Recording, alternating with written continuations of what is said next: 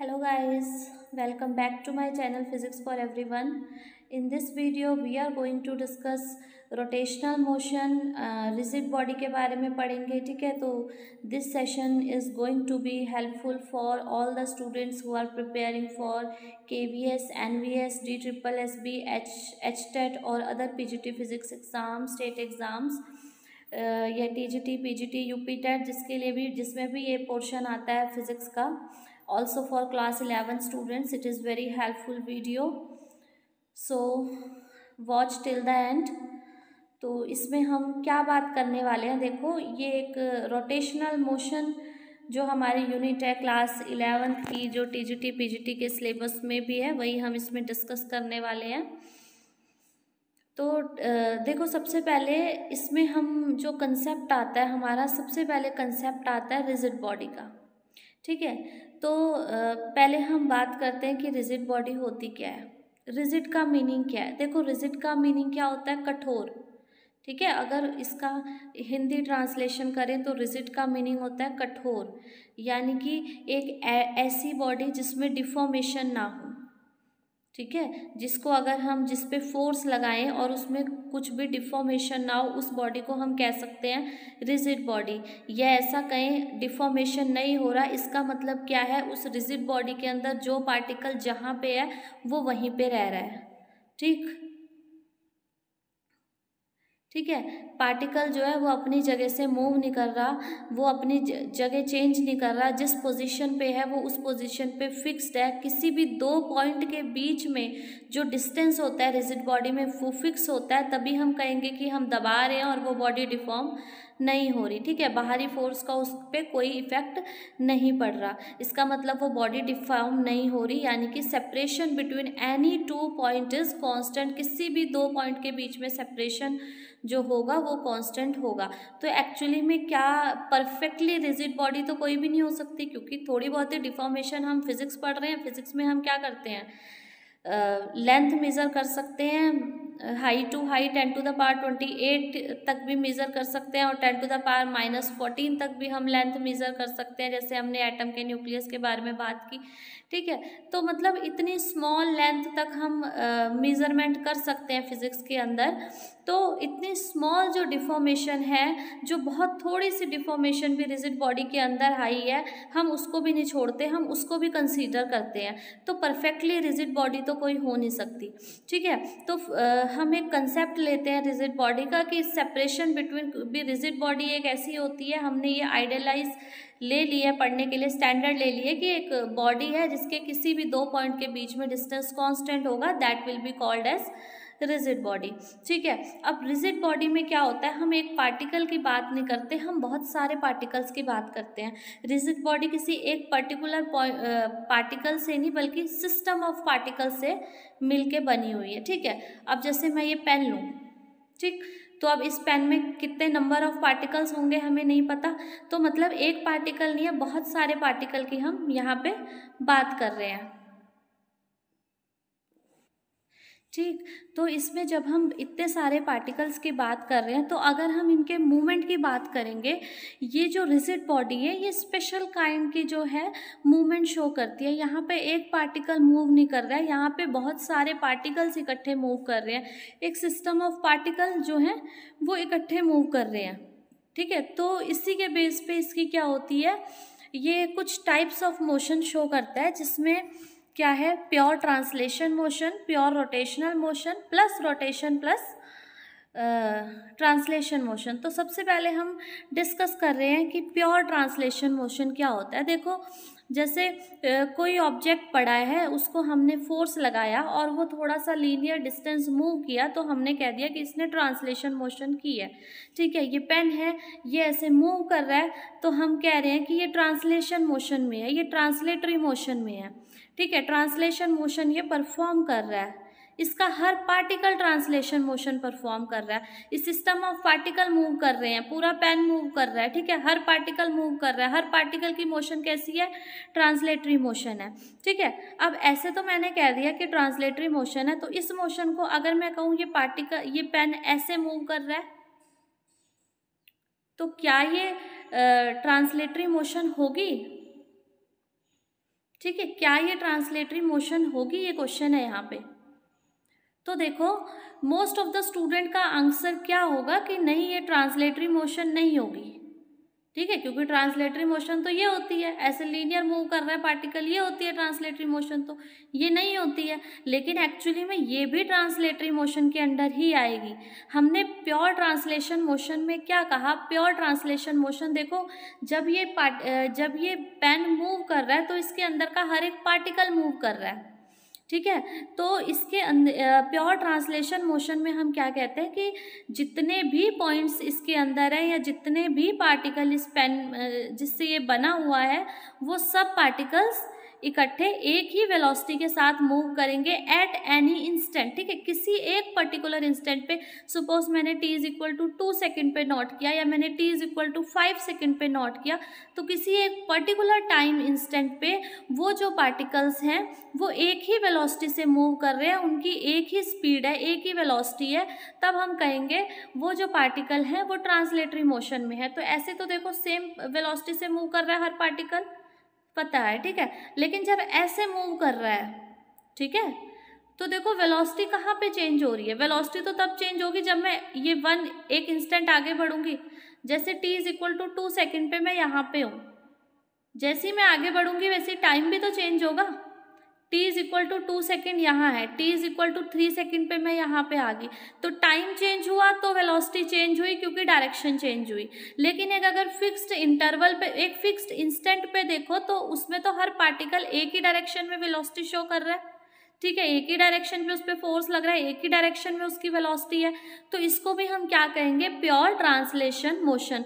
कोई भी ऐसी मोशन है in which all the particle move with same velocity at an instant, then that motion is known as pure translation motion. तो ये था pure translation motion के बारे में। नेक्स्ट क्या है, pure rotational motion. Now let us see pure rotational motion. Pure rotational motion में क्या होता है, देखो एक फिक्स्ड एक्सिस ऑफ रोटेशन होती है। सपोज ये एक्सिस ऑफ रोटेशन है और इसके अबाउट कोई पार्टिकल ऐसे मूव कर रहा है। ठीक है, तो वो जैसे यहाँ फिगर में शो किया हुआ है, एक एक्सिस ऑफ रोटेशन है और वो पार्टिकल जो है वो ऐसे उस एक्सिस ऑफ रोटेशन के अराउंड मूव कर रहा है। अब ये जो पार्टिकल है किसी भी पॉइंट पे ले लो, इसका डिस्टेंस जो है एक्सिस ऑफ रोटेशन से वो फिक्स्ड होगा। ठीक है, तो हम कहेंगे कि all the particles move in a circle whose centre lies on axis of rotation, जिसका सेंटर कहाँ लाई करे, एक्सिस ऑफ रोटेशन पे लाई करे, and every particle moves through same angle during the particular time interval. और हर particle जो है वो सेम एंगल कवर करे during a particular time interval. तो एक ऐसे मूव कर रहा है वो रोटेटरी मोशन में या रोटेशनल मोशन में ऐसे मूव कर रहा है, वो एक फिक्स्ड एक्सिस ऑफ रोटेशन है। ठीक है, ये मेन बात है कि जो एक्सिस ऑफ रोटेशन है वो फिक्स है, वो एक्सिस ऑफ रोटेशन मूव नहीं कर रही। जैसे एक वो लट्टू होता है वो ऐसे मूव करता है। ठीक है, उसमें क्या होता है, वो ऐसे वो आपस ऐसे तो रोटेट करता है लेकिन उसकी एक्सिस भी साथ में ऐसे रोटेट करती है। ठीक है, तो वो फिक्स्ड एक्सिस ऑफ रोटेशन नहीं होती।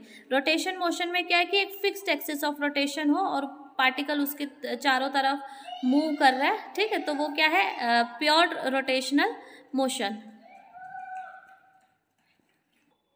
नेक्स्ट है देखो कंबाइंड मोशन जो है, combined translation plus rotation motion. Translatory motion भी होगी और रोटेटरी मोशन भी होगी।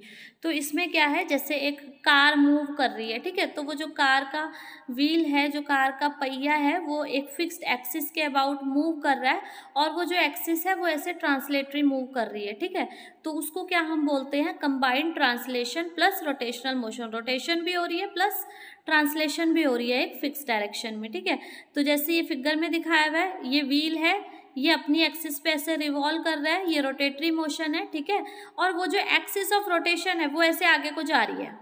ठीक है, वो भी ट्रांसलेटरी मूव कर रही है, तो वो क्या है, ट्रांसलेशन मोशन। तो रोटेटरी प्लस ट्रांसलेटरी मोशन, ये है combined translatory plus rotatory motion, जिसमें क्या होता है, all the points in the body rotates about an axis of rotation and axis of rotation moves with respect to ground, ground के with respect to ये move करेगा point. ठीक है, I hope it is clear to you. This is combined translation and rotatory motion.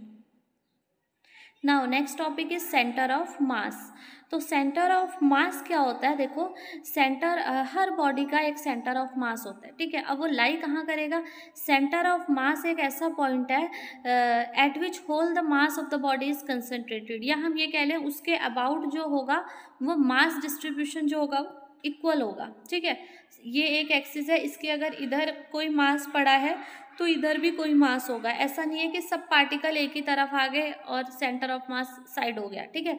तो centre of mass क्या है, it is a point on which whole the mass of the body is concentrated, ठीक है। या mass distribution जो होता है इसके अबाउट वो सिमेट्रिक होता है।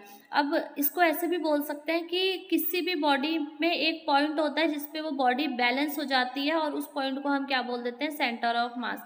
जैसे ये पेन है, ठीक है, कोई तो इसका एक ऐसा पॉइंट होगा जिसपे ये बैलेंस होगा, जैसे कहीं को मर्जी पकड़ो तो ये पेन गिर जा रहा है, ठीक है, अगर मैं सिंगल फिंगर से इसको पकड़ूँ गिर जा रहा है, लेकिन कोई ना कोई एक ऐसा पॉइंट होता है, ठीक है, जिसपे ये बैलेंस हो जाता है, जिसपे ये सीधा रहेगा, वो पॉइंट जो है वो क्या होगा, सेंटर ऑफ मास पॉइंट होगा। तो यहाँ जो सेंटर ऑफ मास है, देखो इसमें तो समझ आ गया कि सेंटर ऑफ मास की डेफिनेशन क्या है, कैसे सेंटर ऑफ मास को हम डिफाइन करेंगे। इसमें जो न्यूमेरिकल आते हैं, देखो अभी मैं इस जो ये लेक्चर है इसमें न्यूमेरिकल नहीं डिस्कस कर रही हूँ। न्यूमेरिकल के लिए जो है MCQ सीरीज आएगी, नेक्स्ट सेशन में आएगी, नेक्स्ट उसके लिए एक अलग वीडियो बनेगी। इसमें जो है मैं थ्योरेटिकल पार्ट इस चैप्टर का डिस्कस कर रही हूँ, कुछ जो कंसेप्ट क्लियर करने के लिए न्यूमेरिकल यूज़ होंगे तो वो मैं यहाँ पे लेके चल रही हूँ। तो अगर मान लो हमें दो मासेस दिए हुए हैं, ठीक है, ये देखो ये यहाँ पे M2 मास है, सॉरी, ठीक है, ये दो मासेस हैं M1 और M2, ठीक है। हमें इनके बीच में बोल दी, इनके बीच का डिस्टेंस हमें बता दिया और हमें बोला कि इनके बीच सेंटर ऑफ मास पॉइंट जो है वो कहाँ लाई करेगा, ये हमें बताओ। तो सेंटर ऑफ मास जो है वो दोनों के बीच में होगा, लेकिन कहाँ पे होगा वो हमें बताना है। तो इसके लिए क्या होता है, M1 R1, R1 क्या है, distance of centre of mass from M1 mass, R2 क्या है, distance of centre of mass from M2 मास। तो ये जो है M1 R1, ये कंडीशन होती है, M1 R1 जो होता है वो M2 R2 के इक्वल होता है, ठीक है। तो यहाँ से हम ऐसे भी कह सकते हैं कि M inversely proportional to R है, ठीक है। यानी कि इससे और क्या क्लियर हो सकता है कि कोई मासिव बॉडी है उसकी तरफ सेंटर ऑफ मास पॉइंट ज़्यादा लाई करेगा। सपोज जिधर मतलब मास डिस्ट्रीब्यूशन जिधर ज़्यादा है, जिधर ज़्यादा मास है उसके पास centre of point mass point lie करेगा। तो इसका ये फॉर्मूला होता है M1 R1 is equal to M2 R2। अब देखो जैसे मुझे ये यहाँ से क्लियर होगा, जैसे ये दिया हुआ है, एक 1 kg मास दिया हुआ है, एक 2 kg मास दिया हुआ है, दोनों के बीच में सेपरेशन 3 मीटर दिया हुआ है और सेंटर ऑफ मास पॉइंट हमें फाइंड आउट करना है कि कहाँ पे होगा। तो सेंटर ऑफ मास पॉइंट ले लिया मैंने, ठीक है। सपोज वो 1 kg वाले से x डिस्टेंस पे है, तो वो 2 kg वाले से कितने डिस्टेंस पे हो रहा है, 3 - x पे हो रहा है, ठीक है।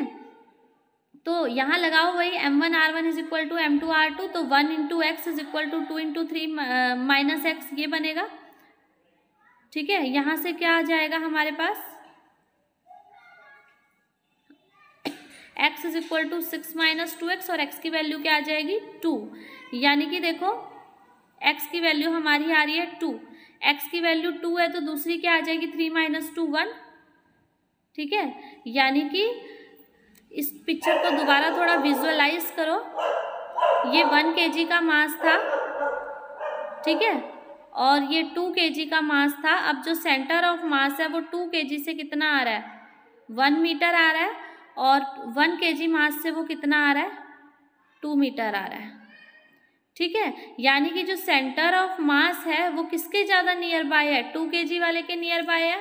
यानी कि जो जिसका मास ज़्यादा है उसके पास सेंटर ऑफ मास जो है वो लाई करेगा। अगर दोनों मासेस इक्वल है तो सेंटर ऑफ मास कहाँ लाई करेगा, सेंटर पे, ठीक है। ये होता है हमारे पास सेंटर ऑफ मास।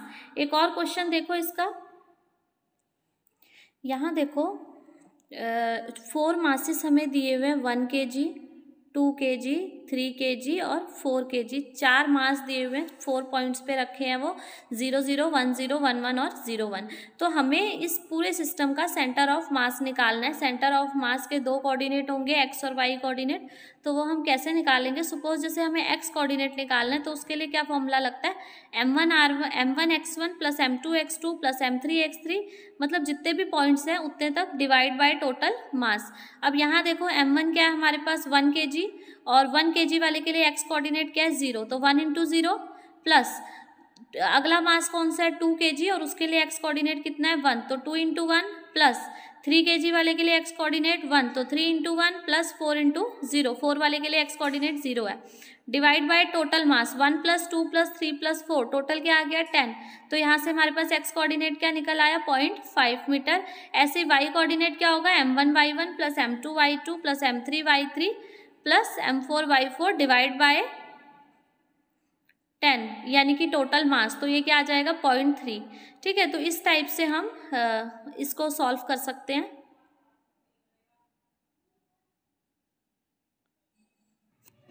नेक्स्ट है देखो मोमेंट ऑफ इनर्शिया। देखो हमने जब लीनियर मोशन पढ़ा था तब हमने इनर्शिया के बारे में बात की थी, ठीक है, और वहाँ क्या हमने बात की थी, कैसे हमें इनर्शिया का पता चलता था। जितना ज़्यादा किसी बॉडी का मास होता था उतना ज़्यादा उस बॉडी का इनर्शिया होता था। हम ये कहते थे कि inertia is an inherent property of the body due to which it resist in change in its state. ठीक है, चाहे वो रेस्ट पे है वो रेस्ट पे ही रहेगी, वो मूव कर रही है तो वो मूव ही करती रहेगी। मीन्स वो जो अपनी स्टेट ऑफ मोशन है या स्टेट ऑफ रेस्ट है उसमें चेंज नहीं होने देती।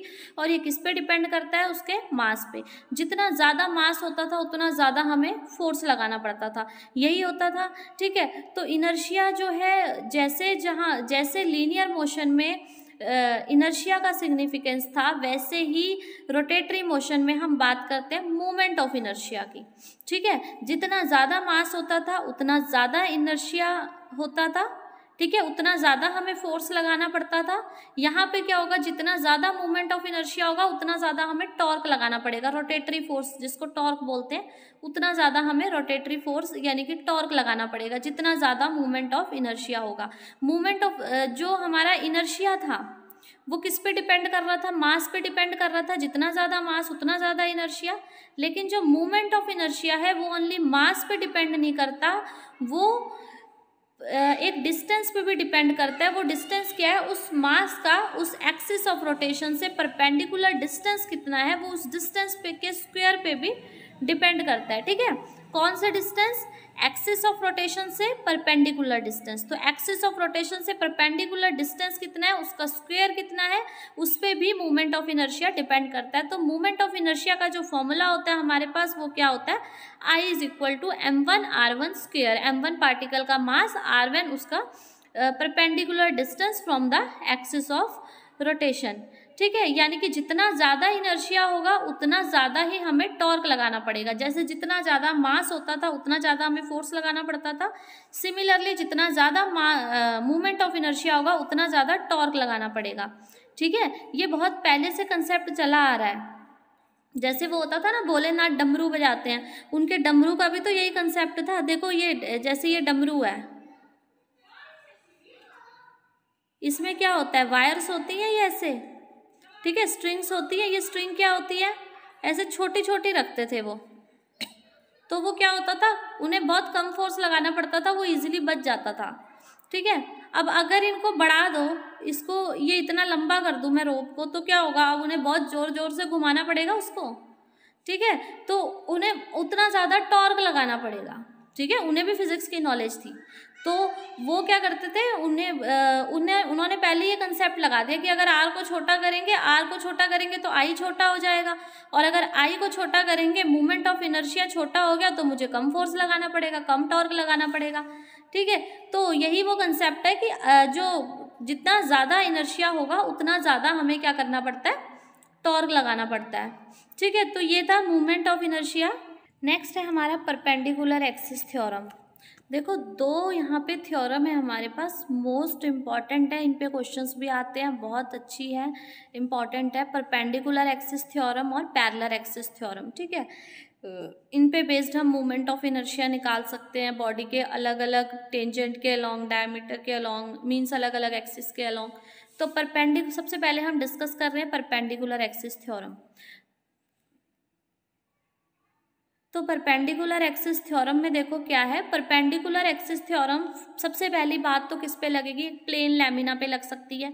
प्लेन लैमिना पे यानी कि 2D ऑब्जेक्ट्स पे लग सकती है, एक प्लेन में लग सकती है, 3D ऑब्जेक्ट्स पे नहीं लग सकती। जैसे स्फेयर पे नहीं लग सकती, रिंग पे लग सकती है, डिस्क पे लग सकती है, कोई भी ऐसी चीज एक प्लेन ऑफ पेपर में जो है या प्लेन लैमिना पे जो है उस पे लग सकती है, 3D पे नहीं लग सकती। परपेंडिकुलर एक्सिस थ्योरम बहुत इंपॉर्टेंट बात है, ये जरूर ध्यान रखना, ठीक है। और परपेंडिकुलर एक्सिस थ्योरम कहती क्या है कि अगर जैसे एक प्लेन ऑफ लैमिना है, उसमें दो एक्सिस हैं, यहाँ पे मैंने शो किया हुआ है आई एक्स और आई वाई, दो एक्सिस हैं, ठीक है।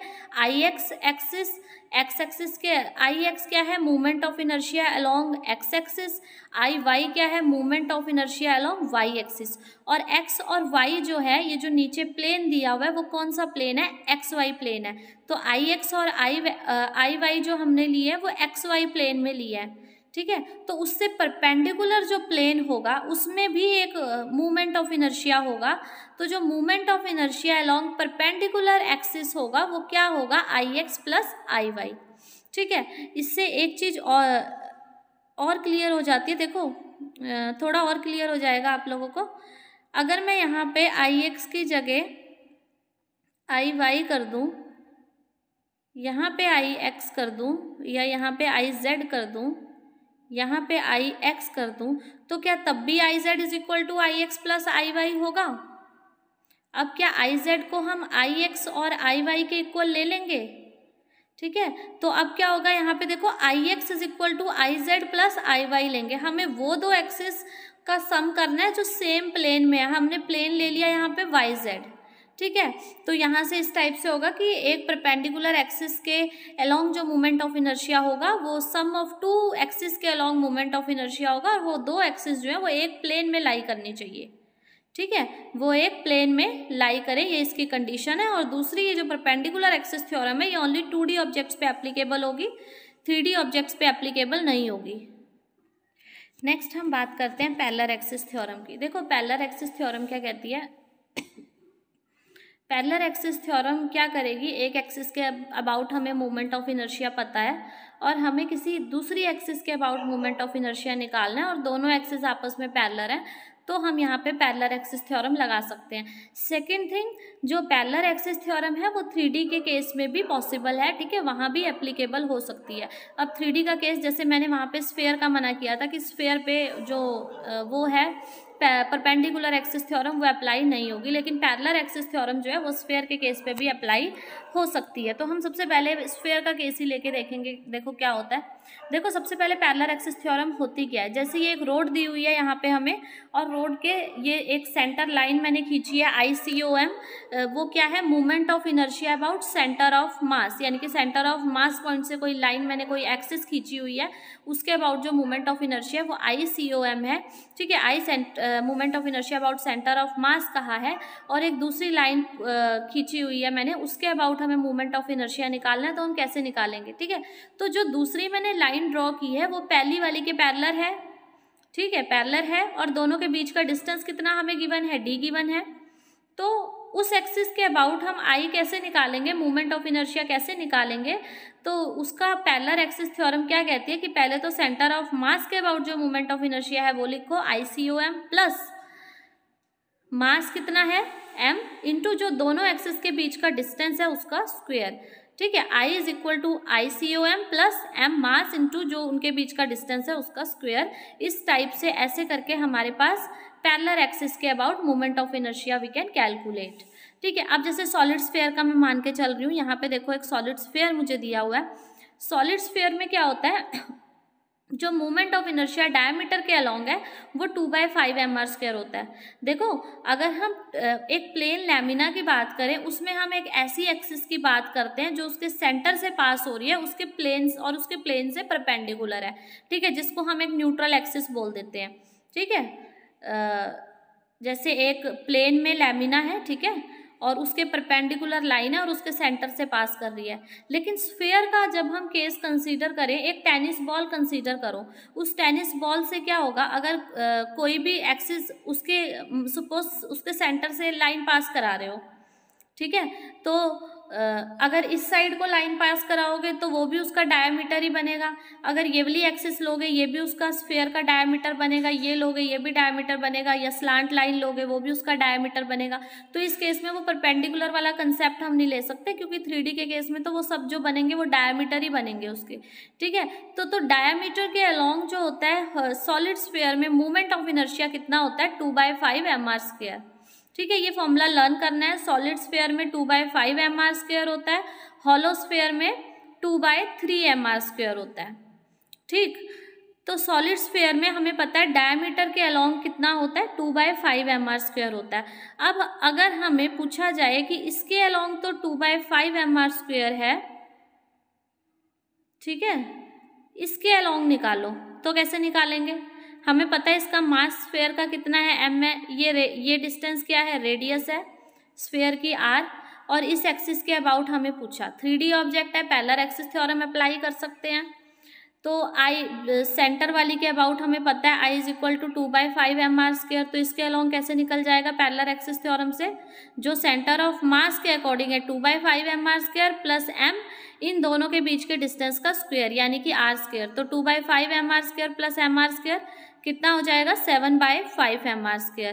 तो यानी कि ये स्फीयर है, इस पे कोई भी टेंजेंट खींच लो तो उसके अलॉन्ग कितना होगा, 7/5 mr²।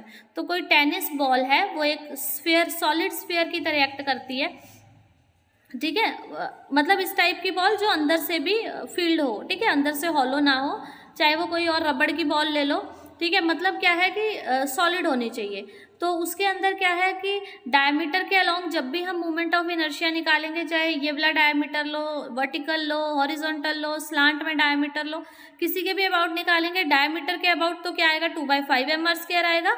और अगर टेंजेंट के अलॉन्ग निकालेंगे, उस पर कहीं भी किसी भी पॉइंट पे हम टेंजेंट ले लेते हैं तो उसके अबाउट कितना होगा, 7/5 mr² मूवमेंट ऑफ इनर्शिया हमारा होगा।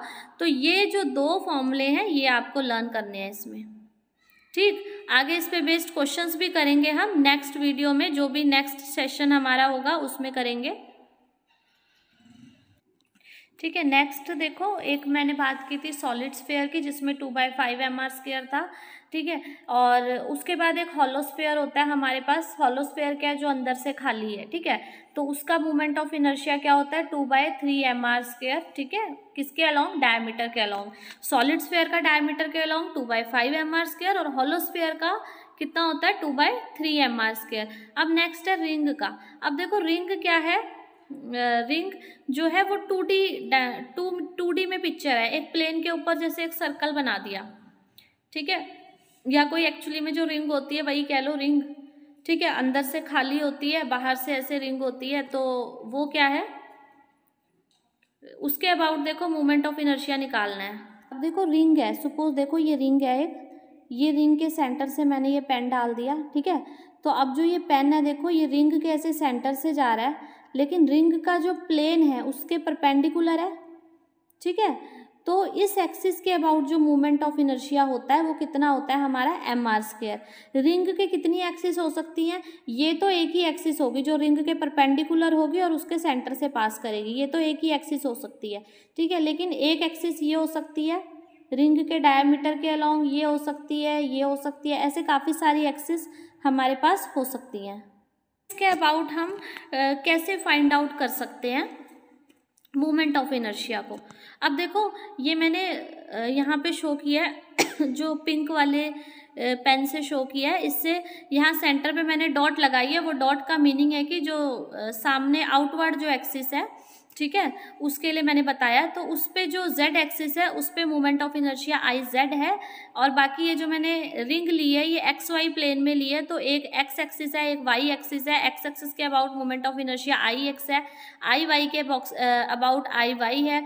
तो एक चीज़ तो ये कि IX और IY इक्वल होंगे, ठीक है, क्योंकि रिंग है, रेडियस इक्वल होगा दोनों का, मास सेम है, तो आई एक्स और आई वाई इक्वल होंगे, लेकिन आई जेड जो है वो इस रिंग के प्लेन के ऐसे परपेंडिकुलर है, तो आई जेड क्या होगा, दोनों का सम होगा, ठीक है। और 2D ऑब्जेक्ट है तो परपेंडिकुलर एक्सिस थ्योरम एप्लीकेबल है, तो आई जेड क्या होगा, 2IX होगा। अब आई जेड जो न्यूट्रल एक्सिस है उसके अबाउट क्या है, 2mr² है, तो आई जेड के अबाउट mr² है is equal to 2 into I X, तो आई एक्स के अबाउट क्या होगा, हाफ mr²।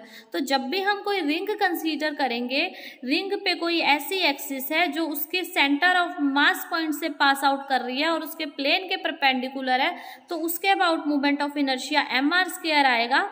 उसके अलावा कोई भी एक्सिस हो डायमीटर के अलोंग उसके, ठीक है, तो उसके अबाउट क्या मोमेंट ऑफ इनर्शिया आएगा, हाफ mr² आएगा, ठीक है। यही कंसेप्ट हम डिस्क के लिए भी यूज करते हैं। डिस्क में क्या होता है, अब देखो डिस्क में क्या होता है, ये यहाँ से फिल हो जाती है, ठीक है। जैसे रिंग में क्या होता है, बाहर की आउटलाइन होती है, अंदर से हॉलो होती है, जैसे मैंने बताया। डिस्क को ले लो, एग्जाम्पल ले लो सीडी, जैसे सीडी होती है, सीडी होती है ना ऐसे सर्कल शेप में होती है, बीच में से भी भरी हुई होती है मटेरियल से, मतलब कुछ मटेरियल होता है, मास होता है कुछ, तो इस टाइप का क्या होता है, डिस्क होता है। तो अब डिस्क के केस में क्या होगा, यहाँ मैं रफ करके डिस्क लिख देती हूँ। डिस्क के केस में क्या होता है, ये जो आई होता है ये क्या होता है, हाफ mr² होता है, ठीक है। ये जो एक्सिस है, परपेंडिकुलर एक्सिस है जो प्लेन से, उसके अबाउट क्या होता है, हाफ mr² होता है। और डायमीटर के अलोंग यहीं से निकालेंगे, फिर ये हाफ mr² होगा, तो ये क्या हो जाएगा, 1/4 mr²। तो डिस्क के अबाउट क्या होता है, हाफ mr² होता है, उस एक्सिस के अबाउट जो परपेंडिकुलर है और उसके सेंटर से पास कर रही है, और बाकी डायमीटर के अलोंग क्या होता है, 1/4 mr² होता है। तो ये था रिंग और डिस्क का हमारे पास। नेक्स्ट देखो, यहाँ पे दो फिगर गिवन है, देखो जो फर्स्ट फिगर है, ठीक है। फर्स्ट फिगर से देखो क्या क्लियर हो रहा है। फर्स्ट फिगर में जो है ये मैंने एक हॉलो सिलेंडर शो किया है। हॉलो सिलेंडर यानी कि जो अंदर से खाली है, ये किससे मिलके बना है, रिंग से, ठीक है। हॉलो सिलेंडर किससे मिलके बना होता है, रिंग से मिलके बना होता है। जैसे यहाँ देखो रेड, ग्रीन और ब्लू, येलो, ऑरेंज, सब डिफरेंट डिफरेंट रिंग्स हैं, और उन रिंग से मिलके एक हॉलो सिलेंडर बना है। और हॉलो सिलेंडर में क्या, अंदर से खाली है वो, ठीक है, बाहर से आउटलाइनिंग है उसकी, कर्व्ड सरफेस है एक, और अंदर से वो हॉलो है। तो ये होता है हॉलो सिलेंडर, जो किससे मिलके बना है, रिंग से मिलके बना है। तो क्या अब मास डिस्ट्रीब्यूशन तो सेम है, एक ही जो रिंग की एक्सिस ऑफ रोटेशन थी, जो रिंग की सेंट्रल एक्सिस थी, सेंटर ऑफ मास पॉइंट से जो पास आउट हो रही थी, वही इस सिलेंडर की भी है, और मास डिस्ट्रीब्यूशन सेम है। तो क्या होगा, जो रिंग का मूवमेंट ऑफ इनर्शिया था सेंटर ऑफ एक्सिस के अलोंग, न्यूट्रल एक्सिस के अबाउट, वही किसका होगा, हॉलो सिलेंडर का भी होगा। उसका क्या था, mr² था, तो इसका भी क्या होगा, mr² हॉलो सिलेंडर का। इधर जो फिगर में शो किया हुआ है वो क्या किया हुआ है, सॉलिड सिलेंडर। देखो ये जो सिलेंडर है ये मास है इसमें, ठीक है, ये अंदर से खाली नहीं है, पूरा भरा हुआ है। तो ये इस टाइप के सिलेंडर को हम क्या बोलते हैं, सॉलिड सिलेंडर। और इसके लिए क्या होगा, ये एक डिस्क से मिलके बना है। जैसे सीडी है, काफ़ी सारी सीडीज को हम ऐसे इकट्ठा करके रख दें 1 by 1, तो जो उनका एक पूरा पैटर्न बनेगा वो इस टाइप का कुछ दिखेगा, ठीक है। तो वो क्या होगा, एक सॉलिड सिलेंडर होगा। तो एक डिस्क का क्या था हमारे पास, हाफ mr² था, तो वही क्या होगा, सॉलिड सिलेंडर का भी होगा। तो इसके लिए तो आपको अलग से लर्न करने की ज़रूरत है ही नहीं। डिस्क का जो है वही किसका होगा, सॉलिड सिलेंडर का होगा। जो रिंग का है वही किसका होगा हमारे पास, हॉलो सिलेंडर का होगा, ठीक है। तो दो ये हो गए, और एक क्या किया था हमने, सॉलिड और हॉलो स्फीयर, उसमें 2/3 का कोफिशिएंट था, ठीक है। उसके बाद देखो रोड के अबाउट, कोई रोड दी हुई है, तो उस पर जो सेंटर ऑफ मास पॉइंट है उससे कोई एक्सिस पास कर रही है, और वो रोड के परपेंडिकुलर है, तो उस पर क्या होता है, ml²/12 होता है उसके अबाउट मोमेंट ऑफ इनर्शिया, ठीक है। कितना होता है, ml²/12 होता है, जहाँ l क्या है, उस रोड की लेंथ है, ठीक है। मास क्या, m क्या है, उस रोड का मास है। तो अगर हम एक पैरेलल एक्सिस लें उस रोड के एक एंड से, अगर उस रोड के सेंटर पे पूछा जाए तो ml²/12 होता है, और अगर उस रोड के जो है एक एंड पे पूछा जाए तो ml²/3 होता है। कैसे निकाल सकते हैं, पैरेलल एक्सिस थ्योरम से, ml²/12 + m, और ये यहाँ से यहाँ तक का डिस्टेंस कितना है, l/2 है, तो l/2 का स्क्वायर हो जाएगा, l²/4, तो इसको कैलकुलेट करेंगे तो ये क्या आ जाएगा, ml²/3। तो ये रोड का था। एक अगर स्क्वायर लैमिना है, स्क्वायर लैमिना है तो उसका क्या होगा, स्क्वायर है तो उसकी जो एक्सिस है वो, जो एज है वो ए है, तो उसके अबाउट क्या होगा, ma²/12 होगा, चाहे किसी मर्जी एक्सिस के अलोंग निकाल लो, ठीक है। लेकिन जो उसके प्लेन में लाई करती है उसके अबाउट, अगर परपेंडिकुलर के अबाउट निकालेंगे, जैसे ये स्क्वायर लैमिना है और ये ऐसे परपेंडिकुलर एक्सिस ले ली, उस लैमिना के प्लेन में नहीं है, उससे परपेंडिकुलर है, तो क्या होगा, वो क्या होगा, तो उससे परपेंडिकुलर एक्सिस थ्योरम से निकाल सकते हैं, x के अलोंग भी ma²/12 होगा, y के अलोंग भी ma²/12 होगा, तो कितना हो जाएगा, iz के अबाउट 2ma²/12 यानी कि ma²/6। तो अगर स्क्वायर लैमिना है उसके किसी भी अगर प्लेन में कोई एक्सिस ले तो ma²/12 होता है, और अगर परपेंडिकुलर एक्सिस ले तो क्या होता है, ma²/6 होता है। तो ये कुछ था मोमेंट ऑफ इनर्शिया के बारे में।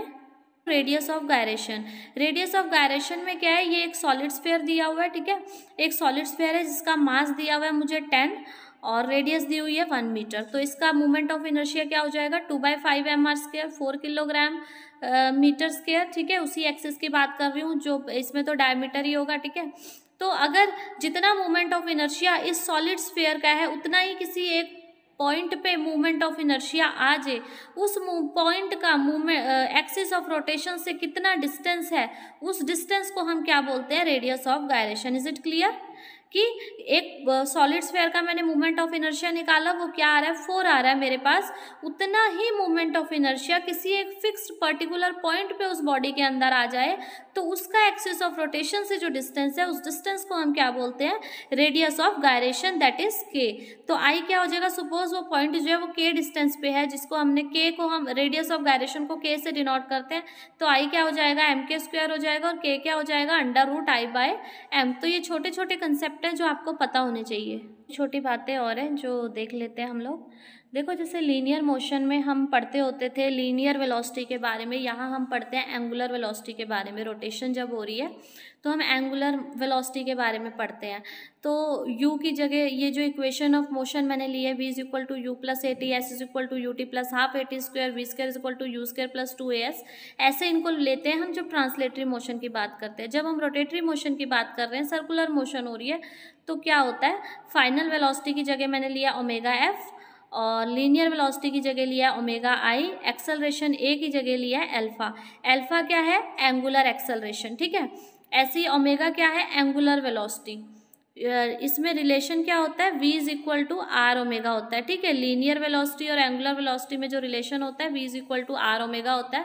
सर्कुलर मोशन में हम डिस्प्लेसमेंट को लेते हैं थीटा, तो s की जगह मैंने थीटा ले रखा है। तो ऐसे ही मैंने ये जो इक्वेशन है ये चेंज करके रोटेशनल मोशन के लिए यहाँ पे लिख दिया है। एक और क्या होता है, सर्कुलर मोशन में कोई पार्टिकल मूव कर रहा है तो उसके ऊपर 2 एक्सेलरेशन लगती है, एक centripetal acceleration that is towards the centre, और एक टेंजेंशियल एक्सेलरेशन लगती है जो उसकी वेलोसिटी की वजह से होती है।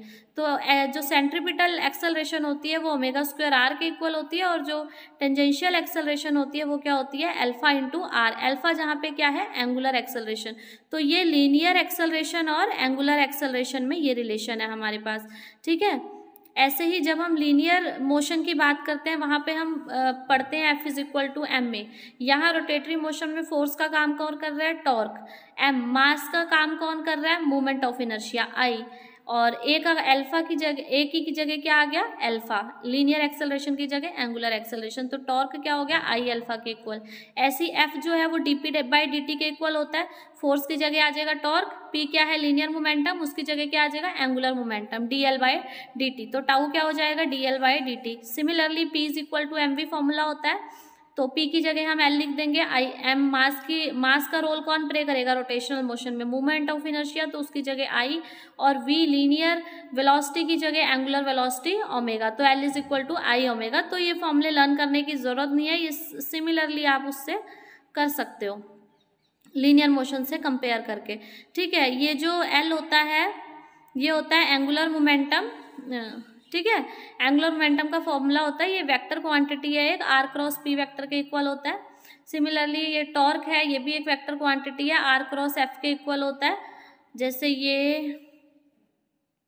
यहाँ पे सपोज फोर्स लग रहा है, ठीक है, तो जो परपेंडिकुलर डिस्टेंस है ये आर जो होता है परपेंडिकुलर डिस्टेंस होता है एक्सिस ऑफ रोटेशन से।